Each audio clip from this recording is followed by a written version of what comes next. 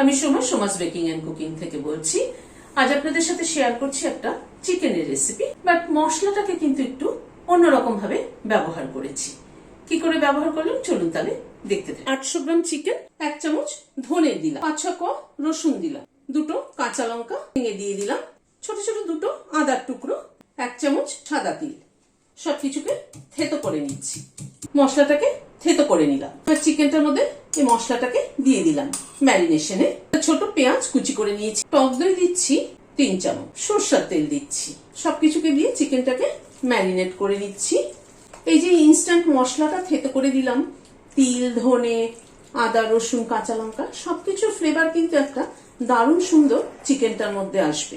চিকেনটাকে ম্যারিনেট করে half an hour মতো রেখে দিচ্ছি। সাদা তেলে করছি। প্রথমে একটা বড় এলাচের দানা তেলের উপরে দিলাম, গ্যাসের ফ্লেমটাকে কমিয়ে রাখলাম। একটা স্টার অ্যানিস দিলাম, 2টো লবঙ্গ দিলাম, 1 টুকরো দারচিনি দিলাম, 2টো ছোট এলাচ মাথাটা ফাটিয়ে, আর একটা তেজপাতাকে ছিঁড়ে দিয়ে দিলাম। ফোড়নটা থেকে একটা সুগন্ধ বেরোনোর পরে বড় সাইজের পেঁয়াজ কুচি করে নিয়েছি, সেটা দিয়ে দিলাম। এখানে আমি প্রথমে বড় এলাচের দানাটা দিয়েছি, তাই বড় এলাচের গন্ধটা কিন্তু এর মধ্যে বেশি প্রাধান্য পাবে। পেঁয়াজটাকে ভেজে নিচ্ছি হালকা করে। উঁচু 1 চামচ রসুন বাটা দিলাম।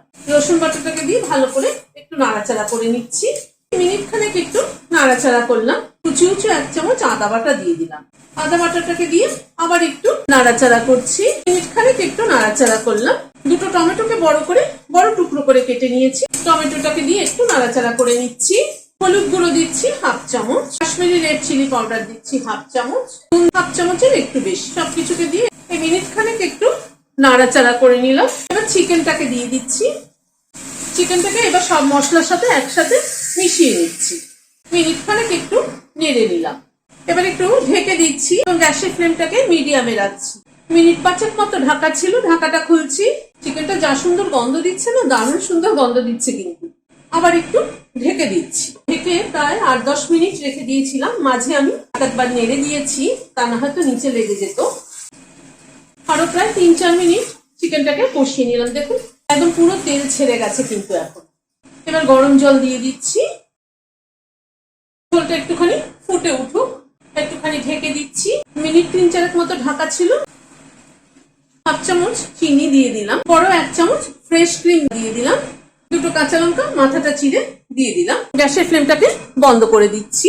ফ্রেশ ক্রিমটা একটু মিশিয়ে দিচ্ছি, ঢেকে দিচ্ছি স্ট্যান্ডিং টাইম 5 মিনিট। মশলাটা যেটা কুটে ব্যবহার করেছি ম্যারিনেশনের সময়, তিল, ধনে, আদা, রসুন সবকিছুকে একসাথে, তার জন্য কিন্তু ফ্লেভারটা দারুণ হয়েছে।